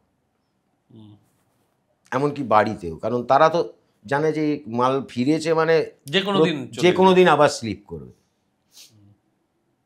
এবং এই চলতে চলতে আমার কিরম যেন মনে হয়েছিল যে চোখের সামনে শুটিং হচ্ছে, চোখের সামনে এই হচ্ছে, বোধহয় এটা আমার নেশার সাথে মিলছে, এটা আমার পছন্দের জায়গা।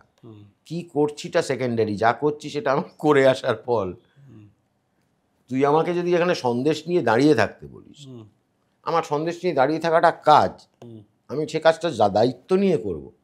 কিন্তু চোখের সামনে যা ঘটছে, কোন মানে শুটিংয়ের কোন পার্টটা বুমে নেয়, কোনটা ল্যাপেলে নিচ্ছে, কেন নিচ্ছে, কোনটায় কত নম্বর লেন্স লাগাচ্ছে, কিভাবে ট্রলি কেন দরকার পড়ছে, এই শিখে ফেলাটা তো আমার থেকে কাটতে পারছে না। আমার হাতে সন্দেশ আর জল থাকতে পারে, আমার চোখটা তো ওখানে। দেখতে শুরু করতে পারলাম, দেখা শুরু করলাম।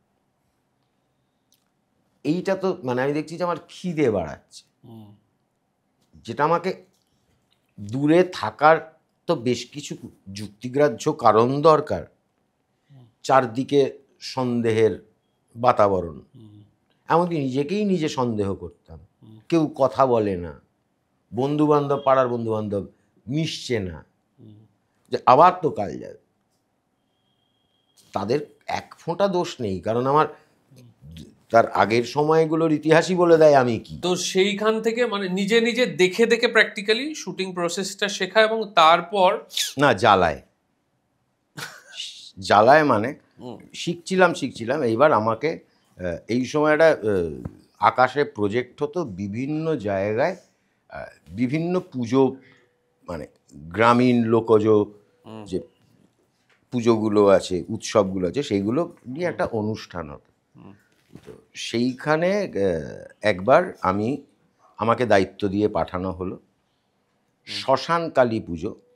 আমি প্রোডাকশান, ওই টাকা পয়সা নিয়ে, যাতে তোর খাওয়া দাওয়া ঠিক হয়, কে কোথায় থাকবে, কে কোথায় শোবে। কিন্তু যেটা হলো, ওই শ্মশানের চৌহদ্দিটা ছিল নেশার একদম পীঠস্থান, সব কিছু পাওয়া যাচ্ছে। তো ততদিনে আমার মাস 3-4 কেটে গেছে, এবং আমি বুঝে গেছি যে তখন আমার অন্য নেশা পেয়ে গেছে।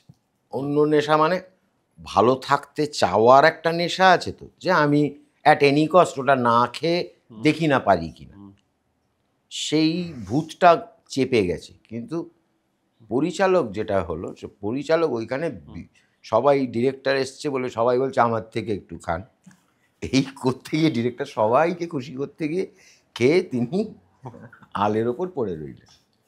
আমি চ্যানেলকে ফোন করলাম, চ্যানেল ফোন করার পর চ্যানেল এবার উল্টে আমাকে গালিগালাজ করতে শুরু করলো। ও বললো যে ও খেলো কেন, তুমি বাধা দিতে পারলে না।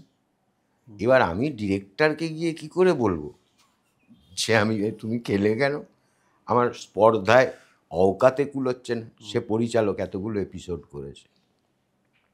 তো তখন আমি বললো আমরা জানি না, আমরা শুটিং করা দেখতে চাই, শুটিং ফুটেজ চাই।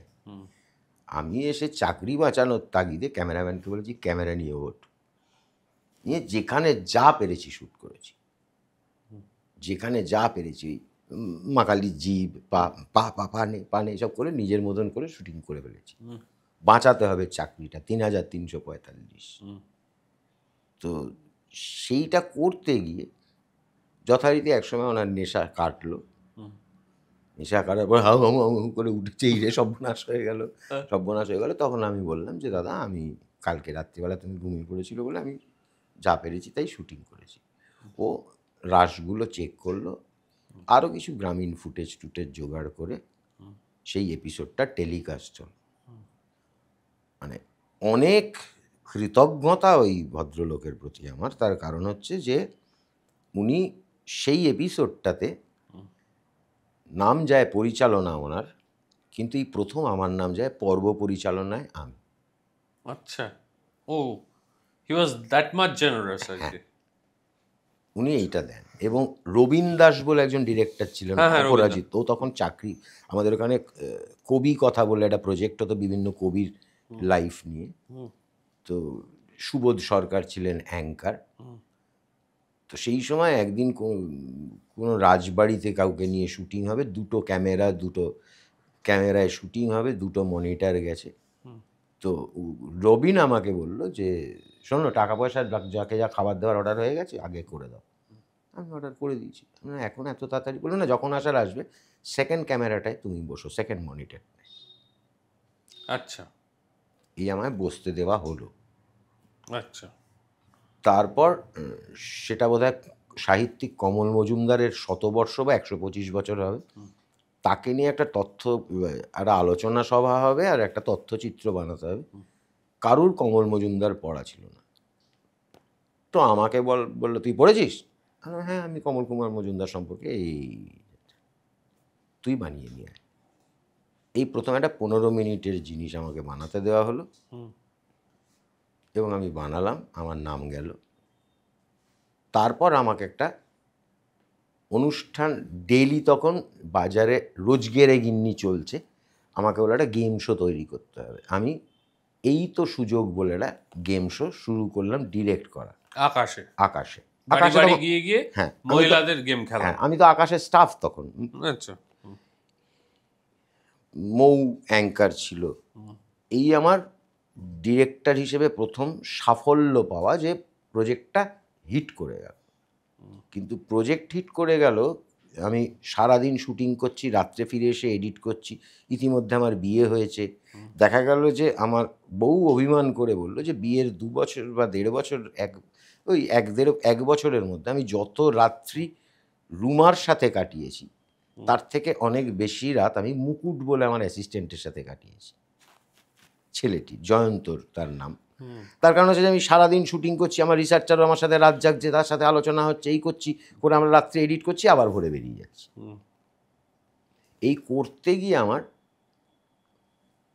বড় বাথরুম করতে গিয়ে ব্লাড বেরোতে আরম্ভ করলো এবং ডাক্তার দেখানো হলো। ডাক্তার বললেন এটা পাইলস, বলে বিভিন্ন ওষুধ লিখে দিলেন এবং সেটা প্রায় 950 টাকা, মানে মাসের আমি 3500 টাকা মাইনে পাই।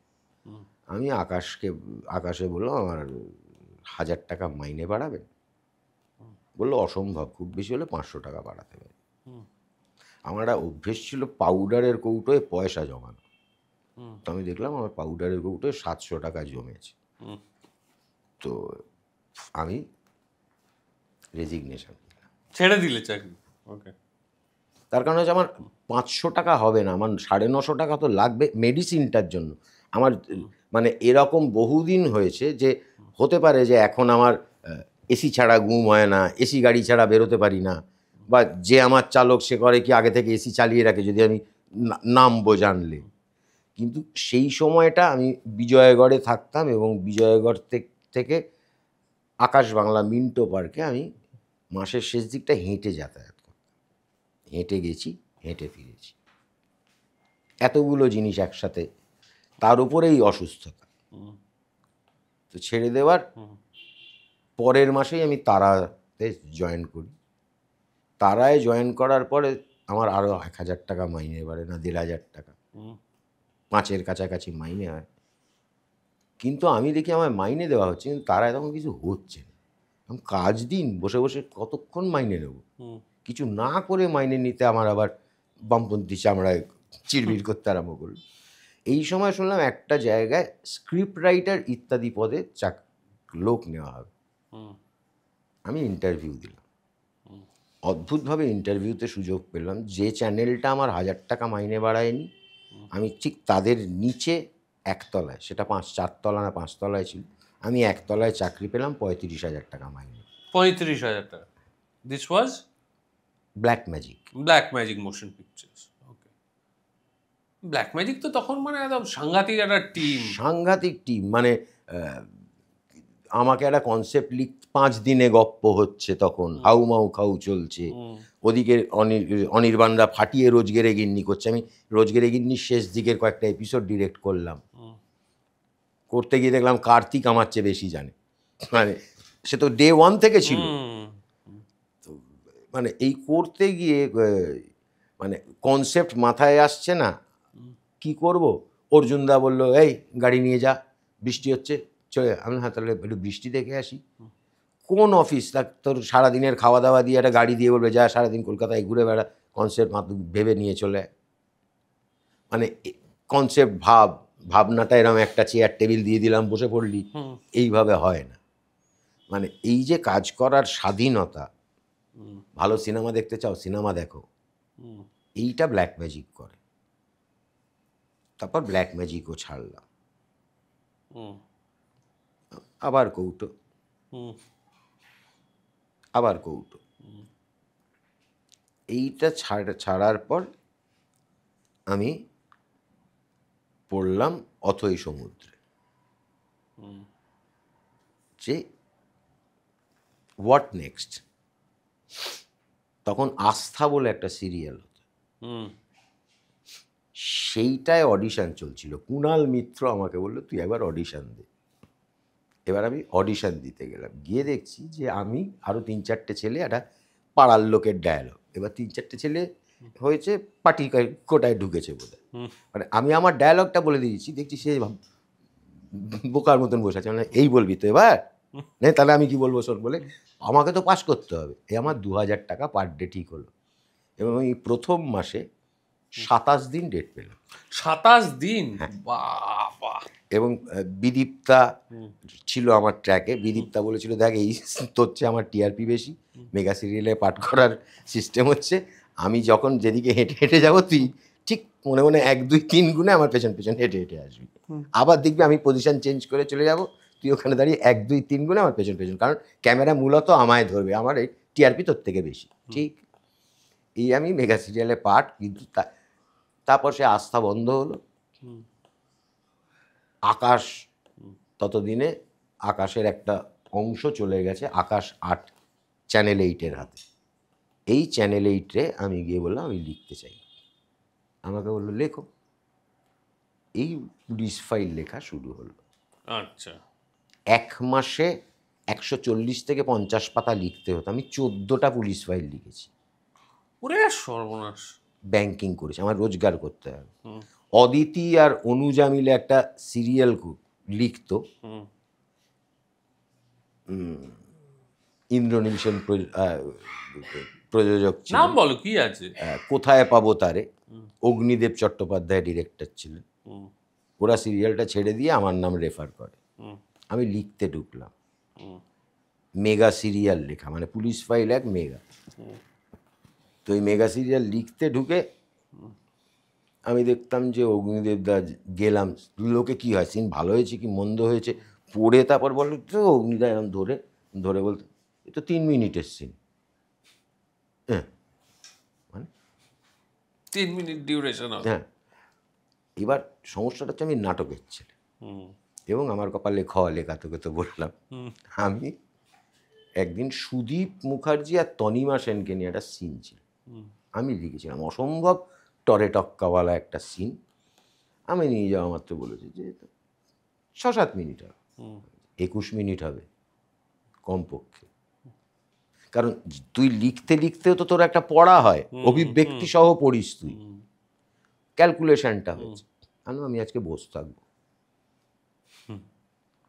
22 হবে বা 20 হবে, 7 মিনিট কী করে হয় আমি দেখব, 26 মিনিট হল। তো এই আমার মেগা সিরিয়াল লেখা শুরু হলো। মেগা সিরিয়াল লেখা শুরু হলো, সিরিয়াল লিখতে লিখতে লিখতে লিখতে তারপর একটা গেম শো এলো, সোনা বৌঠান। শোভেনদা ডিরেক্টর ছিলেন, কিন্তু শুটিংয়ে যেতে হতো, আমি আর পম্পি মিলে কাজটা করতাম, সারা পশ্চিমবঙ্গ জুড়ে কাজটা হতো।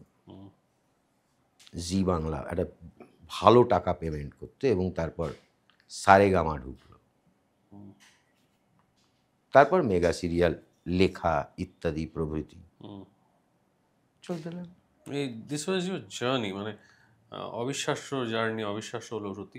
আচ্ছা, এর মধ্যে তুমি এবার অভিনয়ও করতে আরম্ভ করলে। অভিনয় তুমি আগেও করেছো, কিন্তু একটা সময় তুমি প্রফেশনালি আবার অভিনয় করতে আরম্ভ করলে, এবং শুধু তাই নয়, তোমার অভিনয়ের ক্ষেত্রে তেমন কোনোদিনই বাজ বিচার নেই। খুব সম্ভবত অভিনয় বোধহয় তোমার প্রথম ভালোবাসাও নয়, সেই জন্যই অভিনয় চরিত্র নির্বাচনের ক্ষেত্রে তুমি খুব একটা মনোযোগী তাও বলা যায় না, যখন যেটা আসে তখন সেটা করো। এইটা করতে গিয়েও তোমার জীবনে অনেক মজার মজার অভিজ্ঞতা ঘটেছে, যেমন এক যে ছিল রাজা বলে যে ছবিটা সৃজিত মুখার্জি, সেটা করতে গিয়েও তোমার ঠান্ডার যে এক্সপিরিয়েন্সটা সেটা যদি একটু না, share করো। প্রথমত হচ্ছে যে এক যে ছিল রাজাতে প্রথমেই বলে দেওয়া হয়েছিল যে তোমাকে প্রায় ল্যাংটো হতে হবে, মানে জাঙ্গিয়াটাও পরা যাবে না, শুধু একটা কৌপিন পরতে হবে। এবং শুনেছিলাম রোলটা এক ভদ্রলোকের কাছে গিয়েছিল, কাঞ্চন মল্লিক, সে না করে দিয়েছে। তো আমায় তো এসব কিছু বলেনি। তার আগে আর একটা ছবি করলাম আমি, গল্প হলেও সত্যি, সোহম মিমি ছিল, ওই আজ খুব মেঘ করুক টিপ টিপ সারাদিন। তো ওই ছবিতে আমি একটা বিরাট বড় রোল পাই, পরে শুনি ওটা টুলু ডেট মিস করেছে, টুলু মানে শুভ্রজিৎ। তো এবারে ওইটা করতে গিয়ে যেটা হয় সেটা হচ্ছে যে পাহাড়ের ওপরে প্রত্যেকে এতখানি করে ব্র্যান্ডি ফ্যান্ডি পেঁদাচ্ছে, আমি তো এসব খাই না। আমি খাবো কি? আমার বাড়ি থেকে আমার বউ আমায় একটা রসুনের কি একটা কি আছে সেই দিয়েছে, হ্যাঁ, গরম শরীরে খুব ঠান্ডা লাগলে। চিত্রেতে শুটিং, চিত্রেতে -3-4 টেম্পারেচার তখন, সেইখানে শুটিং, এবং প্রপেলার রেন মেশিন রয়েছে, প্রপেলার মানে বিরাট বিরাট বিরাট বিরাট পাখা, ঝড়, রাজাকে পোড়ানো হবে, রাজা মারা গেছে, এই ঝড় বৃষ্টির মধ্যে সবাই মৃতদেহ ফেলে পালিয়ে যায়। আমি একটা জায়গায় বসে তামাক খাচ্ছিলাম, আমি আর ওই প্রদীপ রায়, আমরা সবাই মিলে, আমি ওই ঠেক থেকে উঠে আসি, তোমরা নাগা সাধু, নাগা সাধু, ওই নাগা সাধুটা বেরিয়ে আসে, এসে হঠাৎ একটা কোথাও আর্তনাদ, একটা কান্না শুনতে পেয়ে পুরোটা হেঁটে এসে ওই ঝড় বৃষ্টির মধ্যে দেখে ডেড বডিটা নড়ছে। এইটা ছিল দৃশ্য। তো এই ঝড়ের মধ্যে বিভৎস ঠান্ডা, মানে কান্না যেটা আসছিল সেটা লিটারালি যিশু সেনগুপ্ত কাঁদছিল। কাঁদছে কেন? ওই ঠান্ডায় বৃষ্টির মধ্যে পড়ে আছে তো লোকটা, শুয়ে আছে মরা হয়ে, রাজকীয় পাঞ্জাবি পরে, হ্যাঁ। আর আমি ওই ল্যাংটো, মানে ওই কৌপিন পরা, ওইটা হলো কৌপিন পরা। এবার কি ঘটছে ব্যাপারটা? ওই বৃষ্টির মধ্যে তুমি আমি পুরো ভিজে এলাম, এসে দেখলাম পড়ে আছে। এবার কোন সময় ঠিক ছিল যে বডি ডাবল শোবে, কেটে যখন টাইটে আসবে তখন যিশুকে দেখা যায়। তো সবাই ব্যস্ত এদিকটা নিয়ে, কারণ এই পুরো জার্নিটা করে আমি চিতার কাছটায় গিয়ে দাঁড়াবো, দূর থেকে দেখা যাবে চিতাটা, আমি এগিয়ে যাব, কেটে ক্লোজ। তার ফলে এদিকটার দিকে কেউ নজরই দেয়নি। এটা প্রায় ছিটমহলের মধ্যে 36 মাইল ট্রলি পাতা হয়েছে। আমি ভিজতে ভিজতে বেরিয়েছি, ভিজতে ভিজতে পুরো রাস্তাটা এসে আওয়াজ ফাওয়াজ শুনে পৌঁছে দেখছি শোনে বডি ডাবলটা শোয়নি, ঠান্ডার চোটে শোয়নি, ওইদিকে ঝড় বৃষ্টি চালিয়ে কারণ খেয়ালই পড়েনি।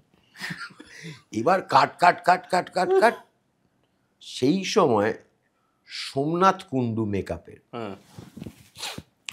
সোমনাথ প্রায় ভগবানের মতন অবতীর্ণ হল। সে প্রায় চিৎকার চেঁচামেচি যে শুটিং এখন হবে না, কাজুদা মরে যাবে, এখন শুটিং করতে পারবে না। মানে আমার তো মানে এপার ওপার কোন পারে জানি না, এদিক ওদিক দেখা যাচ্ছে তো, একে ট্রান্সপারেন্ট বডি, তার মধ্যে ভিজেছি, আর কিছু থাকে?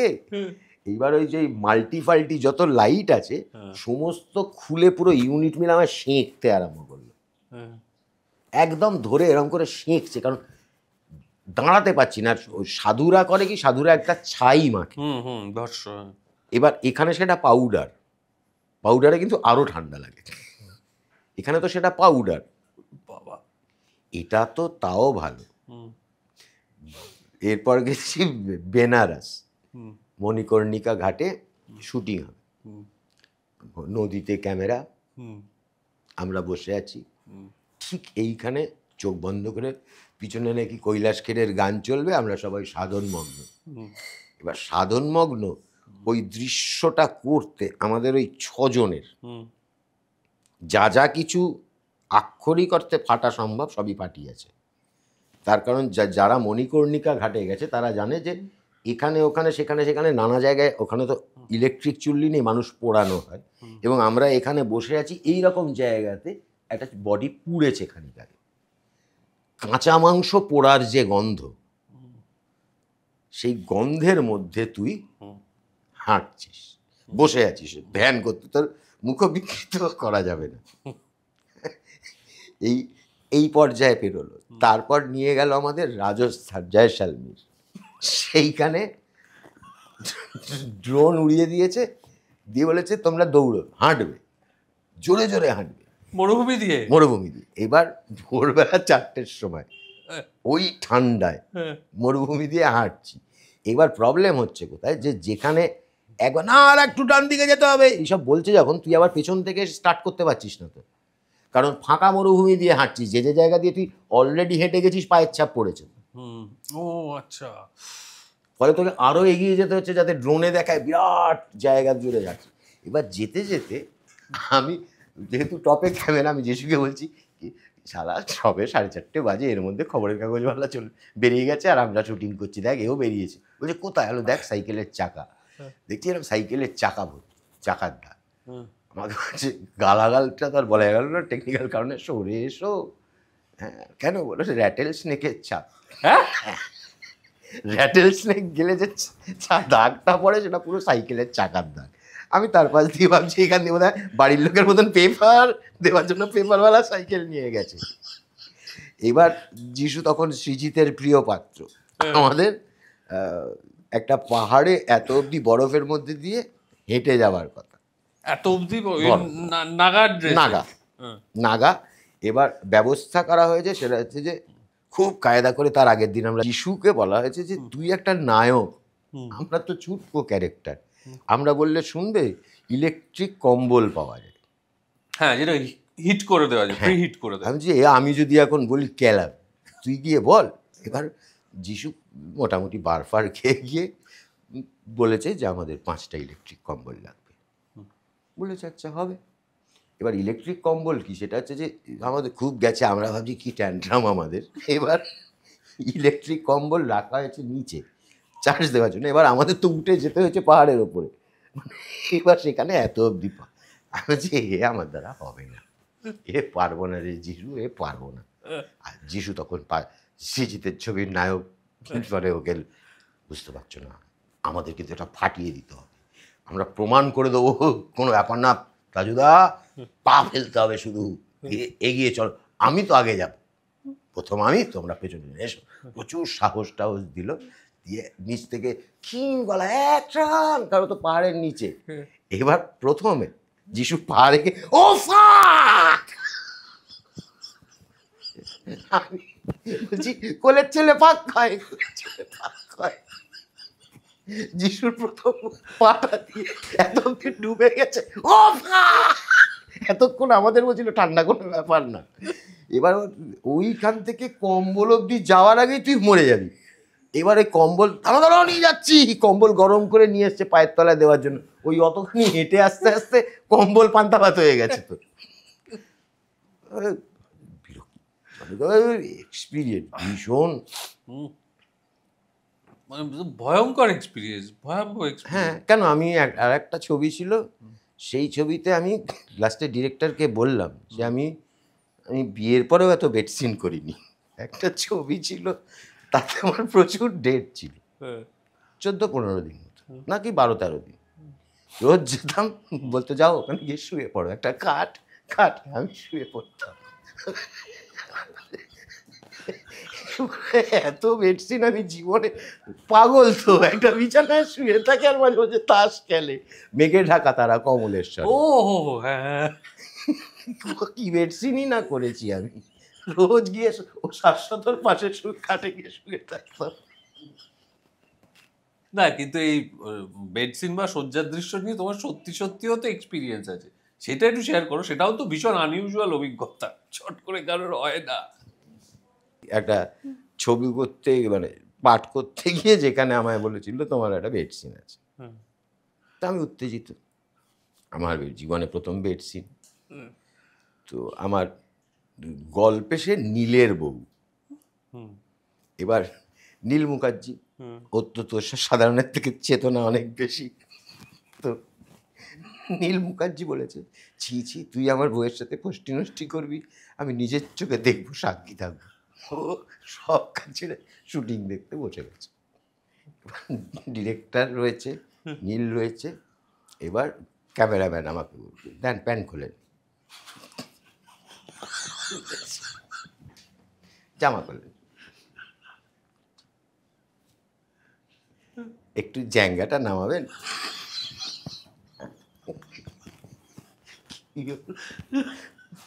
মানে যেহেতু আমি ওই বক্সার টাইপের, তাও হলো। এবার খালি তো ভাবছি যে আয় খুকু গায়ে, মনে মনে গাইছি।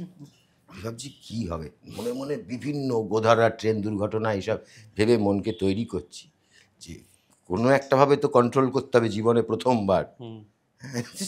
যদি কিছু হয়ে যায় কি জানি কি হয়, বৈশাখে গাইতে গাইতে শুয়ে আছে। এবার হঠাৎ যে মহিলা, সে মহিলা অন্ধকার, ডিম ডিম ডিম ডিম লাইট করেছে, হ্যাঁ, বেড সিন কে আর চারদিকে হ্যালোজেন জেলে করে, সেরকম একটা ডিম ডিম আলো। হঠাৎ মনে হলো যে তুলসীরামসের ভূতের সিনেমা, সারা গায়ে চাদর মুড়ি দিয়ে দেখে একটা সাদা ভূত ঘরে ঢুকলো। একে রে, গল্পে তো পেতনির সাথে শয্যাদৃষ্ট ছিল না। তারপর বুঝলাম যে মহিলা অর্ধনগ্ন বলে উনি ওই রকম ঢেকে এসেছে। আর খুব স্বাভাবিক, আমি খুব পুরকি নিয়ে শুয়ে আছি। এবার ভদ্রমহিলা এসে একদম একদম তারাপীঠের শ্মশানে এসেই বসলেন সাধনায়। এবার তখন আমি শর্ট শুরুর আগে ভদ্রমহিলা, চাদরটা সরিয়ে নিয়ে যাও। চাদর সরিয়ে নিয়ে যেতেই আমার সব শেষ। আমার এক বন্ধুর বউ, আমি ওই পরীক্ষায় সসম্মানে পাশ করে গেলাম। দিনের শেষে সেটা তো আমার বন্ধুর বউ। তখন তো তোর মানে মাথার ভিতর কাজ করা দুষ্টু চিন্তা ভাবনাগুলো ততক্ষণে তো হয়ে গিয়ে উল্টে গেছে যে এখানে অস্বস্তি নিজের মধ্যে, যে পান থেকে চুন খসলে ও আমাকে হয়তো কিছু বলবে না, কিন্তু ও তো গিয়ে আমার বন্ধুটাকে বলবে, সেটা তো আমার কাছে লজ্জার, আমার কাছে পরাজয়। কিন্তু ওই ঘটনাটা কিন্তু অভিনেতা হিসেবে আমার কাছে একটা শেখার ছিল। যেমন ওই আমাদের কি হয়, আমরা দেশ বিদেশ সম্পর্কে ধরে নিই যে বিদেশ মানে একে দেখবি লোকে বলে যে আমেরিকায় যেখানে সেখানে হিসি সম্ভব নয় কৃষি সম্ভব, আমাদের এখানে কৃষি সম্ভব নয় হিসি সম্ভব। তো আমি একবার একটি ছবি করতে গিয়েছিলাম আমেরিকায়, লস অ্যাঞ্জেলেসে ডিরেক্ট করতে গেছি। তাতে একজন মহিলা ছিলেন, আর্জেন্টিনা থেকে এসেছিলেন, উনি অভিনয় করবেন নার্সের চরিত্রে। একে আমার ইংরেজি সে তো একদম মানে কমেন্ট্রি করার মতন, কিশোর অভিমানী আমার। তার মধ্যে তিনি আবার বোঝেন কম, আর্জেন্টিনার ভাষায় বোঝেন। এবার তাকে আমি বেড সিনে পুরো সিকোয়েন্সটা দিয়ে এসছি, বলে এসছি আমার মতন, যে এনাকে বুঝিয়ে দিয়ে। আমার একটা অ্যাসিস্ট্যান্ট গিয়েছিল, এখন অস্ট্রেলিয়ায় থাকে, তাকে বলেছি গিয়ে বোঝা। এবার ভদ্রমহিলা এসে বললেন যে আমি বেড সিন করবো না। এবার আমার তাকে শোয়াতেই হবে, তার কারণ হচ্ছে গোটা ছবিটাতে আমরা ঋষি কৌশিককে হুইল চেয়ারে দেখি এবং ওকে ওই আসা যাওয়া এই কাজটা করে ওই বিদেশি নার্সটা। মানে স্যার আপনার লাঞ্চের টাইম হয়ে গেছে, নিয়ে যাওয়া, স্যার এখন কথা বলতে পারছেন না, নিয়ে যাওয়া, এই নিয়ে আসা, ওর জীবনটা হুইল চেয়ারে বন্ধ। এই প্রথম আমরা একটা সিন দেখি যেখানে দেখি যে হুইল চেয়ারটা আছে মানে খাটের পাশে রাখা, এই সরে এসে দেখি ঋষি কৌশিক শুয়ে আছে, এই সরে এসে দেখি তার পাশে এই মহিলা শুয়ে আছে, দুজনেই ঘুমোচ্ছে। এইটা হচ্ছে বেড সিন। ওই বেড শব্দটা আছে, উনি করবেন না। ওই বেড শব্দ আছে না, এটা বেড সিন।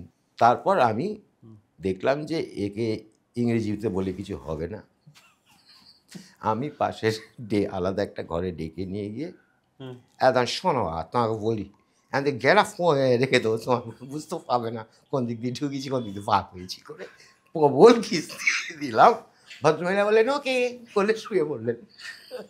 হ্যাঁ, কেন, আমি একটা ছবি হয়েছিল, আমি বলছি সেটার নাম টিকি টাকা। হ্যাঁ, টিকি টাকা। সেইটাতে পরমব্রত ডিরেক্টর, অপু ভিলেন, অপুর ডান হাত কাঞ্চন, বাঁ হাত লামা পারেনি, লামার ডেট ক্লাস করেছে কিশোর কুমার জুনিয়র, আমি লামার পার্টটা করতে গেছি। এবার তাতে দুটো একটা সিন ছিল আফ্রিকানকে কিডন্যাপ করতে হবে।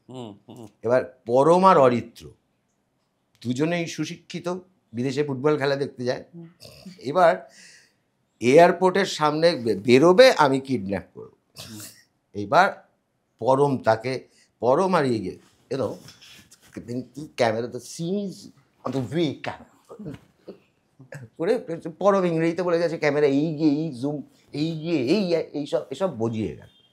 এবার যথারীতি অভিনেতা গিয়ে আতাকালানের মতন বেরিয়ে এলো, হলো না। নিয়ম হচ্ছে এয়ারপোর্টের পারমিশন পেয়েছিল 45 মিনিট, তার মধ্যে বাইরেটা শুট করতে হবে। আর পরম তোদের দ্বারা হবে না, তোরা তো কি বোঝাচ্ছিস, তোদের ইংরেজিটা ভালো না, আমাকে বোঝাতে। এবার আমি ওকে গিয়ে পুরোটা স্পষ্ট বাংলায় বুঝলাম, একবারে সিনটা হয়ে গেল। গালাগাল সমৃদ্ধভাবে বুঝিয়েছিল, সেটার অন্য কথা। কিন্তু তোমার যে বিভিন্ন ধরনের যে ক্ষমতা, সেগুলোকে তুমি বিভিন্ন সময় নানান রকমভাবে ব্যবহার করেছো। এখন এই মুহূর্তে তুমি খুব ইন্টারেস্টিং একটা কাজ করছো, ইন্ডিপেন্ডেন্ট কাজ, মানে টেলিভিশন, সিনেমা সমস্ত কিছুর বাইরে এসে একটা ডিজিটাল স্পেসে সম্পূর্ণ নিজের মতো করে কিছু করার একটা চেষ্টা। আমিও সেই রকমই কিছু একটা করার চেষ্টা করে চলেছি। কতটা কঠিন মনে হচ্ছে এই চ্যালেঞ্জটা? খুব খারাপ। এই আমাদের এই জেনারেশনটা, মানে যারা ইউটিউব ইত্যাদি ঘাঁটে, সেটা হচ্ছে যে আজকে যদি তুই আমি গোটা বিষয়টা ধর সম্পূর্ণ অন্য কোনো বিবেকানন্দ বা আমি কোন কোন জায়গায় বেড়াতে গিয়ে কি দেখেছি ইত্যাদি প্রভৃতি, কারণ আমার চেয়ে অনেক বেশি, মানে আমি অপ্রয়োজনে বেরিয়ে পড়ি, মানে আজকে দুদিন কাজ নেই, চল ঘুরে আসি, মানে আমি বছরে অন্তত 8 থেকে 9 বার বেনারস চলে যাই। তোমার হঠাৎ ঠিক হয় এবং হঠাৎ বেরিয়ে পড়ো। তো শুধু এই বেড়ানোর গল্প ইত্যাদি যদি থাকতো, যদি না এই দগদগে জিনিসগুলো বলা হতো, তাহলে দেখছি এটা কেউ দেখতো না। লোকে কন্টেন্ট দেখে না, থাম্বনেলের ক্লিভেজ দেখে, আমি জানি না। তোমার চ্যানেলের নাম কি? অন্য মনন। ONNO space MONON। গ্রেট। তাজুদার সঙ্গে এই এপিসোড যদি চলতে থাকে তাহলে রাত কাবার হয়ে যাবে, তাই প্রথমবারের মতো তাজুদার আসার এই পর্বটা এখানেই শেষ করি। তাজুদা অবশ্যই পরেও আসবে আমাদের সঙ্গে আরও অনেক মজার সুন্দর অভিজ্ঞতা এবং গল্প শেয়ার করার জন্য। তবে সবাই অবশ্যই তাজুদার চ্যানেল অন্য মনন সাবস্ক্রাইব করুন, লাইক করুন, সেই সঙ্গে আমাদেরটাও একটু লাইক করুন, সাবস্ক্রাইব করুন, কারণ আমরা দেখেছি যত সংখ্যক মানুষ আমাদের এই ভিডিওস দেখেন, পডকাস্ট দেখেন, তার মাত্র 15 থেকে 20% মানুষ আমাদের চ্যানেলকে সাবস্ক্রাইব করেন। আপনারা যত বেশি করে সাবস্ক্রাইব করবেন, তত বেটার গেস্টদের আমরা নিয়ে আসতে পারবো এবং আমরা ভ্যালুয়েবল কিছু কনভারসেশন ক্রিয়েট করতে পারবো। তাই আমাদের সঙ্গে থাকুন। যেভাবে আপনারা এনকারেজ করেছেন, করতে আমরা 1 লক্ষ সাবস্ক্রাইবারে পৌঁছেছি, ঠিক সেই রকমভাবেই ভালোবাসা দিন। যত সাবস্ক্রাইবার বাড়বে, তত আমরা বেটার স্পিকারদের কাছে গিয়ে অ্যাপ্রোচ করতে পারবো।